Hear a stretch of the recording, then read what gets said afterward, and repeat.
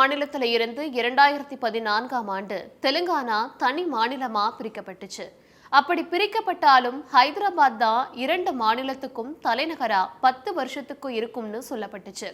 அதன்படி வர ஜூன் 2ஆம் தேதிக்கு அப்புறமா ஹைதராபாத் நகரம் யூனியன் பிரதேசமா மாற்றப்படும்னு தெலுங்கானா முன்னாள் முதலமைச்சர் சந்திரசேகர ராவ் மகன் KT ராமாராவ் பேசியிருக்கிறது தெலுங்கானா மாநிலத்துல விவாத பொருளா மாறியிருக்கு. ஜூன் 2க்கு பிறகு யூனியன் பிரதேசமாக மாற்றப்படுமா ஹைதராபாத்? பொது தலைநகரான ஹைதராபாத் ஏன் யூனியன் பிரதேசம் என்ற விவாதத்தில் சிக்கியது? இதையெல்லாம் தான் ஸ்பாட்லைட்ல பார்க்க போறோம்.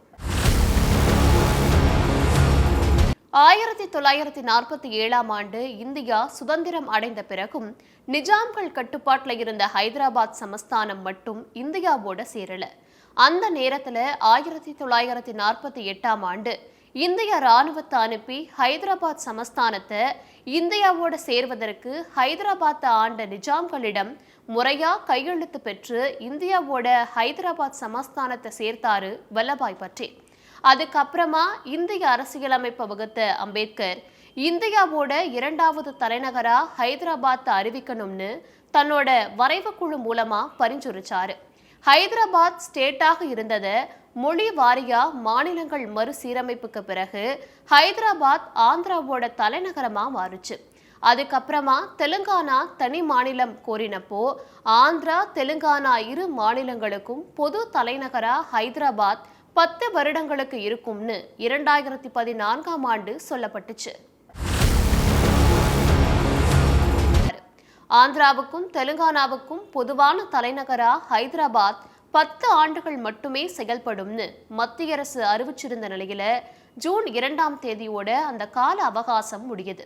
இதற்கு அப்புறமா ஹைதராபாத்தை யூனியன் பிரதேசமா மாற்றுவதற்கான நகர்வுகள்ல மத்திய அரசு ஈடுபட்டு இருக்குன்னு குற்றம் சாட்டி இருக்காரு KTR. அதை BRS கட்சியால மட்டுமே தடுக்க முடியும்.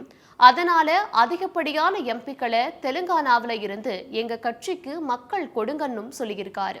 ஆந்திரா விசாகப்பட்டினத்தையும் அமராவதியையும் மேம்படுத்தி வர நிலையில இன்னும் சில காலங்களுக்கு ஹைதராபாத்தே தலைநகரா தொடரதுல சிக்கல் இல்லைன்னு தெரிவிச்சிருக்காங்க.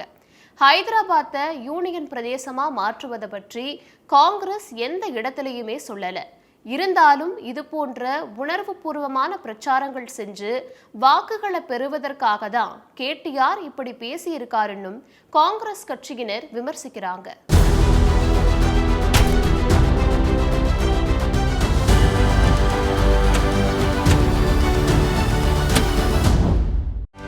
செய்திகளை உடனுக்குடனும் துல்லியமாகவும் தெரிந்து கொள்ள சப்ஸ்கிரைப் பண்ணுங்க.